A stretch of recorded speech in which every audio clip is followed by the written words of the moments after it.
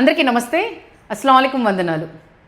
మహిళలంటే గౌరవం లేదు, మహిళలకి రక్షణ లేదు. ఈ కూటమి ప్రభుత్వం వచ్చిన తర్వాత ఎక్కడా కూడా ఏ చోట చూసుకున్నా కూడా మహిళలకి గౌరవం కానీ రక్షణ కానీ లేకుండా పోతుంది.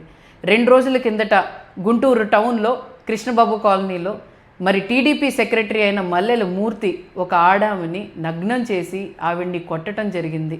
వాళ్ళ కుటుంబ సభ్యులు అందరూ కలిసి వచ్చి మరి దాదాపుగా 20 నిమిషాల పాటు.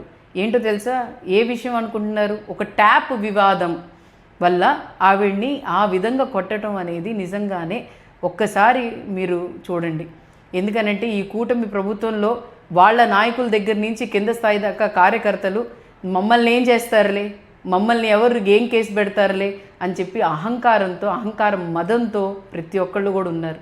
ఎందుకనంటే పైన చెప్పేవాళ్ళు లేరు, కింద వాళ్ళు ఇష్టారాజ్యంగా మరి వ్యవహరిస్తున్నారు. ఎందుకు ఈ విషయం చెప్తున్నానంటే, మరి అంబటి రాంబాబు గారు, ఎక్స్ మినిస్టర్ గారు, వాళ్ళ ఇంటి మీద దాడి చేసినప్పుడు దాడి చేసిన వాళ్ళ మీద కేసు పెడితే వాళ్ళ మీద పిట్టి కేసు పెట్టి వాళ్ళని స్టేషన్ బెయిల్ ఇచ్చారు.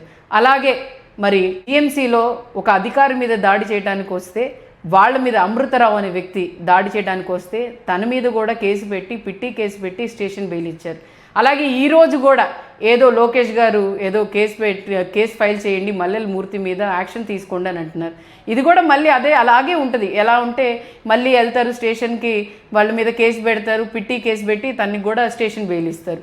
మరి అలాగా ఈరోజు పాలన ఉంది.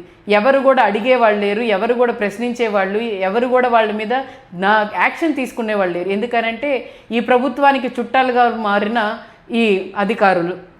మీరు చూసుకుంటే ఒక మహిళ మీద దాడి జరిగితే అక్కడ ఉన్న స్థానిక ఎమ్మెల్యే గారు గల్లా మాధవి గారు ఏం చేస్తున్నారు, అలాగే ఆ ప్రాంతంలోనే ఉన్న ఉమెన్ కమిషన్ శైలజ గారు ఏం చేస్తున్నారు, అలాగే హోమ్ మినిస్టర్ కూడా ఒక లేడీనే మరి అనిత గారు ఏం చేస్తున్నారని చెప్పి ఒకసారి అడుగుతున్నాను. అలాగే దాదాపుగా గుంటూరు జిల్లాలోనే మరి 3 మినిస్టర్లు ఉన్నారు. అలాగే లోకేష్ గారు కానీ, లేకపోతే మరి పెమ్మసాని చంద్రశేఖర్ గారు కేంద్ర మంత్రి గారు కానీ, అలాగే నాదెళ్ల మనోహర్ గారు కానీ, ఇంతమంది మినిస్టర్లు ఉండి సీఎం గారు ఈ ప్రాంతంలో ఉండి మరి ఈ విధమైన ఘటన జరగటం నిజంగానే బాధాకరణం. మహిళా లోకం అంతా తల దించుకునే విధంగా ఈరోజు ఈ రాష్ట్రంలో నడుస్తుంది. ఖచ్చితంగా ఆ కుటుంబానికి వైఎస్ఆర్సీపీ పార్టీ అండగా ఉంటుందని చెప్పి తెలియచేస్తూ మీ షేక్ నూరి.